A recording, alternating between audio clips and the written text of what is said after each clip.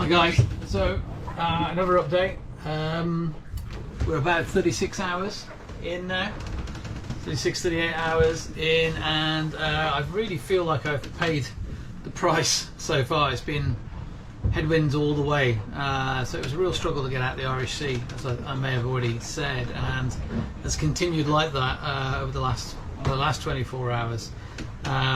We've just had quite a blow for the last 6 or 8 hours, which was exactly from the south. So well, I say no help, but I've used it to make up some westing. So I've been storming along 6 knots, just going straight line west, staying on the same latitude actually. So I'm putting some west in. So I was feeling a bit fed up actually. It's been hard work, and I felt like I was really getting behind schedule. But I've just had a look on Navionics just to make it really easy, and I'm probably only half a day behind where I would have been if I'd straight lined this, if I'd had a perfect-ish run. So considering it's been beating, well, we've been beating for 3 days now, all the way, that's probably not as bad as I'm thinking it is. We did stay off Land's End nicely, stayed about 60 miles off Land's End and off the Scilly Islands, really, and that worked out really well. And then with the move to the south, it was going to push me again towards the Channel really, and Brest, and then eventually Biscay and so on, exactly where I don't want to be going. So I'm just touching wood now for a bit of north in any form. A bit northeasterly would be nice.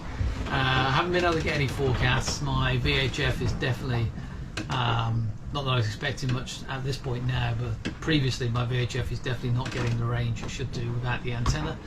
And my AIS is hit and miss, unfortunately. So I had a few interesting occasions last night when the visibility was ridiculously bad, and boats were just appearing.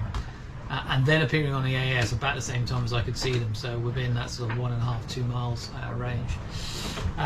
So not ideal, but there you go. I spoke to a couple of vessels last night. In fact, I tell a lie, I spoke to one captain, one skipper, and of a cargo vessel, and he did give me a forecast, so which wasn't any better, but never mind, I did get it at least. So there you go, and we have the new crew member, Speckled Jim, which hopefully I'll grab a bit of video of.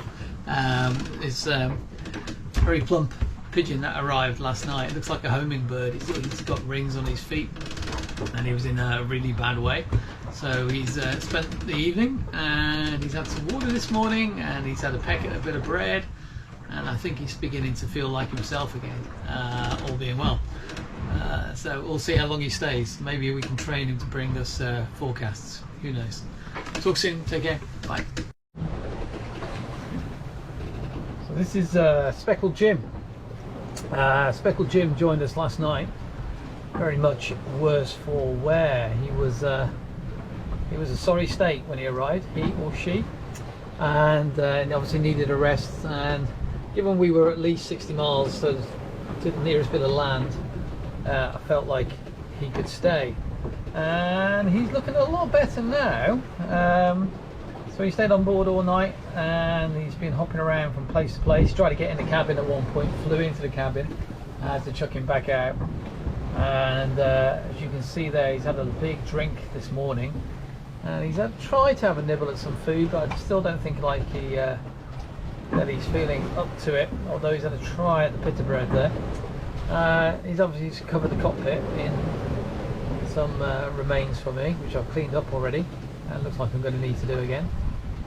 Anyway, so that's my second crewmate. I know this is a solo event, but we have discussed it, and it's clear that Speckled Jim is not providing any substantial assistance other than moral and someone to talk to.